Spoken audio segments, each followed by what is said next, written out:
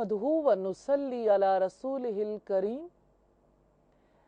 अम्मा बाद फ़ाऊज़ु बिल्लाहि मिनश शैतानिर रजीम। बिस्मिल्लाहिर रहमानिर रहीम। रब्बि इश्रह ली सदरी व यस्सिर ली अमरी वहलुल उक़दतम मिन लिसानी यफ़क़हू क़ौली। आज हम तारीख़ इस्लाम की एक ऐसी शख्सियत के बारे में देखेंगे जिनके बारे में अल्लाह के रसूल सल्लल्लाहु अलैहि वसल्लम ने फरमाया, जिसको ये पसंद हो कि वो हूर ऐन को देखे, यानी जन्नती हूर को देखे, तो उसको चाहिए कि उम्मे रूमान को देख ले। और इन्हीं के बारे में आप सल्लल्लाहु अलैहि वसल्लम ने फरमाया कि इलाही, तेरे और तेरे रसूल के नाम पर जो कुछ उम्मे रूमान को पेश आया वो तुझसे मख्फी नहीं है।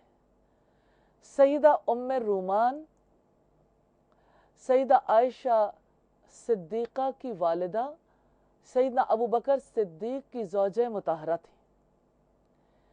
सईदा उम्मे रूमान शौहर की बेहतरीन मुआविन साबित हुई। सईदना अबू बकर सिद्दीक़ अपनी बीवी के लिए बेहतरीन रफ़ीक़ हयात साबित हुए। इन दोनों के लिए इससे बढ़कर क्या सआदत हो सकती है कि इनके घराने को नबी सल्लल्लाहु अलैहि वसल्लम के साथ कई तरह का ताल्लुक़ नसीब हुआ। सईदना अबू बकर सिद्दीक़ सबसे पहले ईमान लाने वालों में से थे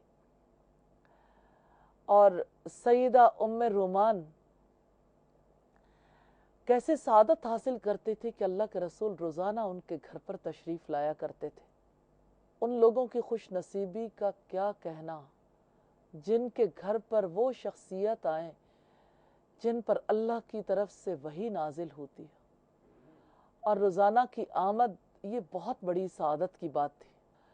सईदा उम्मे रूमान की ये खुसूसियत थी कि वो हक बात के लिए और दीन की सरबलंदी के लिए हर काम करने के लिए कमर बस्ता हो जाती थी। जब माल खर्च करने की बारी आती बेदरेग माल खर्च करती थी। वो सईदना अबू बकर सिद्दीक़ को हौसला दिलाती और काम करने पर आमादा करती। वो उन कमज़ोर और नातवा ग़ुलामों को ख़रीद कर आज़ाद करती थीं जिन्हें इस्लाम कबूल करने की पादाश में बड़ी सज़ाएं दी जाती थी।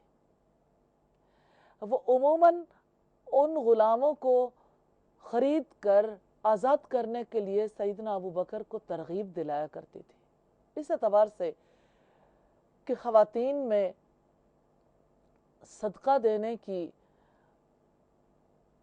उतनी मोहब्बत नहीं होती जितनी मोहब्बत मर्दों के अंदर पाई जाती। एक्सेप्शनल केस तो हमेशा होते हैं, लेकिन शौहरों को सदक़े के लिए आमादा करना खुश नसीब ख़वातीन ही के नसीब में होता है। और ये उन चंद एक ख़वातीन में से हैं जिन्हें अपने शौहरों को भी तरग़ीब देने का मौका मिला। सईदना अबू बकर सिद्दीक़ अपनी बीवी से बहुत खुश थे, इस एतबार से कि वो उनकी हौसला अफजाई करती और दीन के तमाम कामों में उनकी मुआवनत करती थी। और सईदा उम्मे रूमान की इस खूबी को वो उनके हर तर्ज अमल के मुकाबले में तरजीह देते थे। सईदा उम्मे रूमान को इस बात का एहसास था कि इस्लाम ने उन पर घर के अंदर और घर के बाहर क्या जिम्मेदारियां आयद की हैं और कैसे उनको निभाना चाहिए। घर के अंदर तो इस बात की ज़रूरत है कि वो शौहर का ख्याल रखें, अपने बच्चों की अच्छी तरबियत करें, उन्हें अच्छी तालीम दें। और ये कैसी दिलचस्प सूरत हाल है कि घर में ये बरकतों वाला घराना था। इनके घर में एक तरोताज़ा कली की नशो नुमा हो रही थी जिनका नाम सैयदा आयशा सिद्दीक़ा था और जिसने मोहम्मद रसूलुल्लाह सल्लल्लाहु अलैहि वसल्लम के घराने की जीनत बनना था। और ये वही कली थी जिसको आगे चलकर उम्मुल मोमिनीन का शर्फ हासिल होना था। वो नहीं जानती थी कि इनकी महक पूरी दुनिया में फैलने वाली है।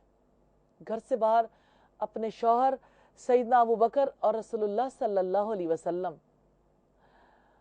दोनों को जो तकालीफ दुश्मनों से पहुंचती थी, सईदना उम्मे रूमान उनको तकालीफ से نجات دلانے کے لیے بھرپور کوشش کرتی تھیں، ہر طرح سے تعاون کرتی تھیں، ان کے حوصلے بڑھاتی تھیں تاکہ ظالموں کی شر پسندیوں اور ان کی ریشہ دوانیوں کا مقابلہ کیا جا سکے۔ وہ کوشش کرتی تھیں کہ ہر طرح کے شر اور فتنے کا مقابلہ کرنے کے لیے اپنے شوہر کا اور محمد رسول اللہ صلی اللہ علیہ وسلم کا ساتھ دیں، اور اس کا اندازہ ہمیں سیدنا ابو بکر صدیق کے قبول اسلام سے بھی ہوتا ہے۔ جب انہوں نے اسلام قبول کیا، اس وقت مشرکین مکہ نے، کافروں نے انہیں اس قدر پیٹا تھا کہ ان کے چہرے کے نقوش دکھائی نہیں دیتے تھے، اور سیدنا ابو بکر صدیق کچھ کھانے کے لیے تیار نہیں تھے جب تک کہ رسول اللہ صلی اللہ علیہ وسلم کی زیارت نہ کر لیں۔ اس موقع پر سیدہ ام رومان اور سیدہ ام رومان ام جمیل کے ساتھ سیدنا ابو بکر صدیق کو لے کر رات کی تاریکی میں گئی تھی۔ اس کے بعد جب سیدنا ابو بکر صدیق نے نبی صلی اللہ علیہ وسلم کو دیکھا، اطمینان میں آئے، پھر کھانا کھایا۔ لیکن سیدہ ام رومان کے کردار کا پتہ چلتا ہے کہ وہ کس طرح سے شوہر کا ساتھ دینے والوں میں اور حق کے مصائب میں مدد کرنے والوں میں شامل ہوئی، اور یہ ہمارے لیے بہت بڑی مثال ہے۔ بحیثیت ماں کے دیکھیں تو انہوں نے ایک مثالی کردار ادا کیا۔ ام رومان میں جو نمایاں خصوصیات تھیں، ان کی سچائی، ان کی سخاوت، ان کی وفاداری اور ان کی اصلاح کرنے کی خصوصیات تھیں۔ انہی خوبیوں کے حوالے سے وہ مشہور بھی تھی۔ ایک بات بڑی اہمیت کی حامل ہے، وہ دل کی صاف خاتون تھی، سچائی پر عمل پیرا رہتی تھی۔ اسی لیے تو رسول اللہ صلی اللہ علیہ وسلم نے فرمایا کہ جس کا جی چاہتا ہو کسی حور کو دیکھیں تو وہ ام رومان کو دیکھ لیں، کیونکہ حوروں کے دل پاک، صاف اور سچائی پر وہ گامزن ہوتی ہیں۔ ان کے شوہر صدیق اکبر جاہلیت میں بھی صداقت کے حوالے سے معروف تھے، اور اسلام لانے کے بعد بھی یہ اپنی سچائی کے اعتبار سے معروف ہے۔ اللہ رب العزت نے سیدنا ابو بکر کی صفات اپنی کتاب قرآن عزیز میں کئی مقامات پر بیان کی۔ ان دونوں کریم الصفات میاں بیوی میں کیسی مثالی خصوصیات پائی جاتی ہیں، یہ عظیم الشان خصوصیات ہیں۔ اور دوسری طرف اب دیکھیے کہ یہ دونوں رسول اللہ صلی اللہ علیہ وسلم کے ساس سسر بھی ہیں۔ وَعَلَى آلِهِ وَصَحْبِهِ وَسَلِّمْ وَعَلَى آلِهِ وَصَحْبِهِ وَسَلِّمْ۔ رسول اللہ کے سسرال کے کیا کہنے ہیں۔ جب سیدہ عائشہ کا نکاح نبی صلی اللہ علیہ وسلم کے ساتھ ہو گیا تو سیدہ ام رومان ان کے ساتھ نہایت شریفانہ انداز میں پیش آتی تھی۔ انہوں نے دونوں شوہر بیوی کا بہت اچھے طریقے سے خیال رکھا۔ اس سے ان کے ایمان، ان کی صداقت اور ان کا اخلاص کھل کر سامنے آیا۔ انہوں نے ثابت کر دیا کہ وہ خواتین میں ایک انوکھی طرز کی خاتون ہے۔ انہوں نے رسول اللہ کے ساتھ نہایت ادب و احترام کا سلوک روا رکھا۔ رسول اللہ صلی اللہ علیہ وسلم کی طرف سے سیدہ عائشہ کو نکاح کا پیغام پہنچایا گیا۔ خولہ بنت حکیم نے حضرت عائشہ کی والدہ سیدہ ام رومان سے کہا، اللہ رب العزت نے تمہارے گھر کو خیر و برکت سے معمور کر دیا۔ اس نے کہا، اے خولہ وہ کیسے؟ سیدہ خولہ نے مسکراتے ہوئے کہا، رسول اللہ نے سیدہ عائشہ کے بارے میں تذکرہ کیا ہے۔ ام رومان نے قدرے سر جھکا لیا، سوچا، اور دل میں خوشی کے مارے لڈو پھوٹنے لگے۔ ہنستے مسکراتے ہوئے کہا، ذرا انتظار کرو، ابو بکر کو آ لینے دو۔ سیدنا ابو بکر تشریف لائے۔ ام رومان نے ان سے تذکرہ کیا۔ انہوں نے فرمایا، مطعم بن عدی نے اپنے بیٹے کے لیے عائشہ کا رشتہ مانگا تھا، میں وعدہ خلافی نہیں کروں گا۔ پھر اس کے بعد سیدنا ابو بکر مطعم کے پاس گئے، اس کے پاس اس کی بیوی تھی، اس سے پوچھا، اس رشتے کے بارے میں آپ کا کیا خیال ہے؟ مطعم نے اپنی بیوی کی طرف اشارہ کرتے ہوئے کہا، ان سے پوچھ لیں کہ ان کا کیا خیال ہے۔ سیدنا ابو بکر ان کی طرف متوجہ ہوئے، کہنے لگیں بھائی دراصل بات یہ ہے کہ اگر ہم نے اس نوجوان کی شادی تمہارے یہاں کر دی تو وہ بے دین ہو جائے گا، آپ اسے اپنے دین میں شامل کر لیں گے۔ سیدنا ابو بکر نے اسے کوئی جواب نہ دیا۔ مطعم بن عدی نے پوچھا اور سیدنا ابو بکر صدیق نے ان سے پوچھا یہ بتاؤ آپ کا کیا خیال ہے، آپ اس بارے میں کیا کہتے ہو؟ تو انہوں نے کہا جو یہ کہتی ہیں آپ سن ہی رہے ہیں، یعنی جو میری ماں کہتی ہیں میرا بھی وہی خیال ہے۔ ذہبی نے تاریخ الاسلام میں اسے تحریر کیا، والیوم 1 پیج 280 اور 81 پہ۔ اس طرح سیدنا ابو بکر صدیق اپنے وعدے سے بھی منحرف نہیں ہوئے اور ان کی وفا پر کوئی آنچ نہیں آئی، اور ام رومان بھی اپنے قول و عمل میں پوری اتری۔ اس طرح سیدہ عائشہ کی شادی نبی کریم صلی اللہ علیہ وسلم کے ساتھ کر دی گئی۔ انہوں نے رسول اللہ صلی اللہ علیہ وسلم کی خوش دامن بننے کا اعزاز حاصل کیا۔ یقیناً یہ بہت بڑی سعادت ہے جو ان کے حصے میں آئی۔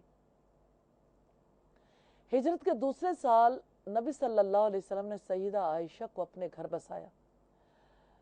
ام رومان نے ان کی تربیت انتہائی عمدہ انداز میں کی تھی، انہیں قرآنی ادب سے آشنا کیا تھا، اور سونے پہ سہاگا یہ کہ سیدہ عائشہ صدیقہ کو تربیت نبوی کا بھی موقع ملا اور حضرت ابو بکر صدیق کی خصوصی توجہ کا بھی شرف حاصل ہو، یعنی ان پر اللہ تعالیٰ کی کتنی نظر کرم تھی۔ سیدہ ام رومان کی خصوصیات میں عظیم خصوصیت ان کا صبر ہے۔ سیدہ ام رومان نے گھپ اندھیرے میں، تاریکیوں میں روشنی بکھیرنے کا کام انجام دیا۔ ان کی صاف شفاف اور پرسکون زندگی کو جس اضطراب نے گدلا کر دیا تھا وہ رئیس المنافقین عبداللہ ابن ابی کی بہتان ترازی تھی۔ پھر اس نے اپنے معاشرے میں اس کا خوب ڈھنڈورا پیٹا۔ اس نے سیدہ عائشہ صدیقہ پر جو تہمت لگائی تھی، ان کی پاک دامنی پر جو داغ لگانے کی کوشش کی تھی، وہ اس بات کو بھول گیا کہ ہستی کون ہے اور تعلق کس سے ہے، اور کئی تعلقات آپ کے یار غار کی بیٹی سیدہ ام رومان کی بیٹی اور خود حبیب رب کائنات کی زوجہ مطہرہ سیدہ ام رومان اور سیدہ ابو بکر صدیق نے بطور خاص ان کی تربیت کا اہتمام کیا۔ اس نے یہ بھی نہ سوچا کہ کتنی عمدہ تربیت ہوئی، اور ایسی گھٹیا سوچ بھی کوئی اپنے ذہن میں نہیں لا سکتا تھا جو وہ اپنے زبان پر لایا اور جس نے پورے معاشرے کو ہلا کر رکھ دیا۔ وہ اس بات کو بھی بھول گیا کہ سیدہ عائشہ بہترین اخلاق سے آراستہ ہیں، ایک بلند مقام پر فائز ہیں، وہ تقوی اور طہارت والی ہیں، وہ اللہ کا خوف رکھتی ہیں، پاک زندگی گزارنے والی ہیں، اور اللہ تعالیٰ نے انہیں جس کی رفاقت کے لیے منتخب کیا ان کے اعزاز کو بھی رئیس المنافقین بھول گیا۔ اپنی شرپسندی اور کینہ پروری کا اس نے اظہار کیا۔ نبی کریم صلی اللہ علیہ وسلم جب تک مدینہ نہیں آئے تھے اس وقت تک رئیس المنافقین کو سردار بنانے کی تیاریاں ہو رہی تھیں۔ آپ کے آنے کے بعد اس کی ساری خواہشات مٹی میں مل گئیں، اور ہونا یہ تھا کہ اس گندگی کے ڈھیر عبداللہ ابن ابی کے سر پر جو تاج شاہی رکھنا چاہتے تھے، سربراہ بنانا چاہتے تھے، یہ اپنے باطل کاموں میں بری طرح سے ناکام ہو گئے۔ تو بات کہاں تک پہنچی؟ نہ وہ سردار بنا، نہ مسلمان رہا۔ ہاں اس کے لیے ہلاکت اور تباہی لکھ دی گئی۔ ہاں اس پر اللہ کی لعنت ہوئی، وہ رحمتوں سے دور ہوا کہ اس نے کس طرح سے پاک باز خاتون پر الزام تراشی کی تھی۔ سچی بات یہ ہے انسانوں میں اختلافات ہوتے ہیں، دشمنیاں پروان چڑھتی ہیں، لیکن یہ گھٹیا پن کی انتہا ہے، اور ہر مسلمان کو اس بات کی گواہی دینی چاہیے کہ عبداللہ ابن ابی نے کس بے حیائی کا مظاہرہ کیا تھا، اور کس طرح سے سیدہ ام رومان جو سیدہ عائشہ کی والدہ تھیں، انہوں نے کس تکلیف کے ساتھ، کس اذیت کے ساتھ اس معاملے کو برداشت کیا اور صبر کا عظیم مظاہرہ کیا تھا۔ سیدہ عائشہ نے کتنے دکھ کاٹے ہوں گے اور سیدہ ام رومان پر کیا بیتی ہوگی۔ اللہ تعالیٰ کسی ایسے فرد سے غافل نہیں ہے، اور اللہ تعالیٰ کی طرف سے یہ بہت بڑا اعزاز ہے جو سیدہ ام رومان کی بیٹی کو حاصل ہوا۔ سیدہ نے کس طرح سے اس خبر کو سنا ہوگا جب الزام تراشی ہوئی، اور کس طرح اللہ رب العزت نے برات نازل کی۔ حقیقت یہ کہ اللہ نے ظلم کو اپنے اوپر حرام قرار دے لیا اور اپنے بندوں پر بھی حرام قرار دیا۔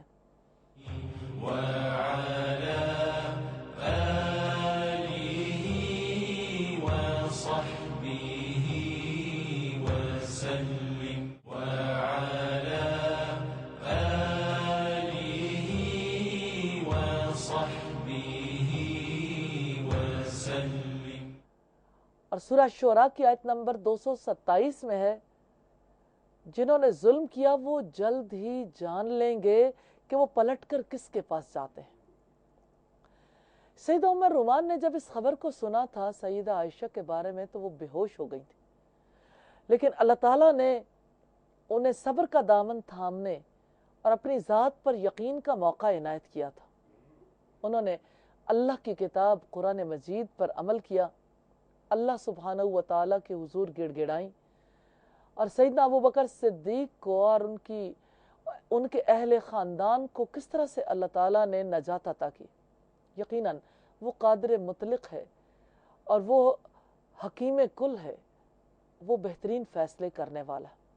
سیدہ ام رومان کے حوالے سے ہم دیکھتے ہیں سب سے اہم بات یہ کہ انہوں نے اپنی بیٹی سے بھی اس بات کو چھپا لیا، تحقیق نہیں کی، تذکرہ ہی نہیں کیا۔ بیٹی پر انتہائی شفیق ہونے کے باوجود وہ جانتی تھیں کہ وہ اس صدمے کو برداشت نہیں کر سکیں گے، لیکن اللہ تعالیٰ نے جو کچھ طے کر لیا ہو وہ ہو کے رہتا ہے۔ ہر طرف جب ساری باتیں پھیلیں تو ام مستح کے توسط سے سیدہ عائشہ کو یہ بات معلوم ہو گئی، کیونکہ وہ ملنے آیا کرتی تھیں۔ یہ بات سن کر سیدہ عائشہ انتہائی غم میں مبتلا ہو گئی، اور اس طرح سے سیدہ عائشہ کو اس راز کا پتہ چل گیا جو ان سے چھپایا گیا تھا۔ سیدہ عائشہ نے رسول اللہ صلی اللہ علیہ وسلم سے اجازت طلب کی کہ وہ اپنے والدین کے یہاں جانا چاہتی ہیں۔ آپ نے انہیں جانے کی اجازت دے دی۔ جب وہ اپنے گھر پہنچی تو کیا دیکھتی ہیں؟ دونوں غم کی تصویر بنے ہوئے، شدید قسم کی تکلیف میں مبتلا ہیں۔ انہوں نے اپنے والدین کو دیکھتے ہی رونا شروع کر دیا، اتنا روئیں ہچکی بند گئی، آنکھوں سے ایسے آنسو جاری ہوئے کہ والدین کے لیے چپ کروانا مشکل ہو گیا۔ پھر اپنی ماں سے گلہ کرتے ہوئے کہا، آپ نے بھی مجھے نہ بتایا کہ یہ کیا صورتحال بن گئی، کیوں مجھ سے یہ باتیں چھپائی تھیں، مجھ پر یہ ظلم کیوں ڈھایا گیا، میں کیا کروں، میں کس کو اپنا دکھ سناؤں۔ سیدہ ام رومان نے نہایت شفقت سے کہا، بیٹی غم نہ کرو، جب کوئی عورت اپنے شوہر کی محبوب نظر بن جاتی ہے تو اس کی سوکنیں اسے برداشت نہیں کر پاتی، اور اکثر و بیشتر ایسی صورتحال سے دوچار ہونا پڑتا ہے۔ لیکن جو دل اللہ سبحانہ و تعالیٰ کے ساتھ جڑے ہوئے ہوتے ہیں وہ اس بات سے غافل نہیں ہوتے، آزمائش کی گھڑی میں وہ اللہ کو یاد کرتے ہیں تو اللہ تعالیٰ بھی ان کی لاج رکھتا ہے۔ مسلمانوں کے گھروں میں سے یہ ایک بے مثال گھرانہ تھا، اور ابتدائے اسلام میں ہی یہ اسلام کی روشنی سے، اسلام کے نور سے جگمگا گیا تھا، اور کس طرح سے رب تعالیٰ نے ان پر اپنی رحمت نازل کی تھی یہ واقعہ ہوا۔ اور اس کے بعد سیدنا جبریل علیہ السلام رسول اکرم صلی اللہ علیہ وسلم کے پاس وحی لے کر آئے، اور سیدہ عائشہ کو اس گھناؤنے الزام سے بری قرار دیا گیا۔ اس طرح فتنہ پھیلانے والوں کے منہ پر ایک زبردست تمانچہ ثابت ہوئی یہ وحی، اور یہ آیات क़यामत तक पढ़ी जाएंगी मसाजिद में और दुनिया के गोशे गोशे में। इरशाद बारी ताला, इन्नल्लज़ीना जाऊ बिल इफ्क उस्वतुम मिनकुम ला तहसबूहु शर्रन लकुम बल हुआ खैरुल लकुम। जो बहतान घड़कर लाए हैं बिलाशुबा वो तुम्हारे अंदर का ही एक टोला है। तुम इसे अपने लिए शर न समझो, बल्कि ये तुम्हारे लिए बेहतर है। इनमें से हर आदमी के लिए उतना गुनाह है जितना उसने कमाया, और इनमें से हर एक ने अपने हिस्से की जिम्मेदारी ली, और जिसने बड़ी जिम्मेदारी ली उसके लिए बड़ा अजाब है। और जब तुमने इसे सुना, मोमिन मर्दों और मोमिन औरतों ने अपने आप से अच्छा गुमान क्यों ना किया, क्यों ना कहा कि ये खुला बहतान है। वो इस पर 4 गवाह क्यों नहीं लाए। फिर जब वो गवाह नहीं लाए तो अल्लाह के नज़दीक वही झूठे हैं। और अगर तुम पर दुनिया और आखिरत में अल्लाह का फजल और उसकी रहमत ना होती तो जिन कामों में तुम पड़ गए थे उसके बायस तुम्हें अल्लाह का अजाब आन पकड़ता। जब तुम अपनी जुबानों से इसको लेते चले जा रहे थे और अपने मुंहों से वो बात कह रहे थे जिसका तुम्हें कुछ इल्म न था, और तुम इसे मामूली समझ रहे थे, हालांकि अल्लाह के नज़दीक वो बहुत बड़ी बात थी। और ऐसा क्यों ना हुआ कि जब तुमने इसे सुना तो कह दिया होता, हमारे लिए मुनासिब नहीं कि हम अपने मुंह से ये बात निकालें, सुभान अल्लाह, ये तो बहुत बड़ा बहतान है। अल्लाह ताला तुम्हें नसीहत करता है, अगर तुम मोमिन हो तो दोबारा ऐसा ना करना। और अल्लाह ताला तुम्हारे लिए आयात साफ साफ बयान करता है, और अल्लाह ताला सब कुछ जानने वाला, बड़ी हिकमत वाला है। और जो लोग अहले ईमान में फौश फैलाना पसंद करते हैं, बिलाशुबा उनके लिए दुनिया और आखिरत में दर्दनाक अजाब है। अल्लाह जानता है, तुम नहीं जानते। और अगर अल्लाह का फजलो करम और उसकी रहमत ना होती, और बिलाशुबा अल्लाह ताला बड़ी नरमी करने वाला, रहम करने वाला है। ये सूरह नूर की आयत नंबर 11 से 20 है। जब नबी सल्लल्लाहु अलैहि वसल्लम पर वही नाजिल हुई तो इस घराने में सुकून, खुशी और इत्मीनान की लहर दौड़ गई। सारा घर खुशी और शादमानी से, मुसर्रत से भर गया, और मुसलमानों के घरों में इंतहाई मुसर्रत और शादमानी फैल गई। सईदा उम्मे रोमान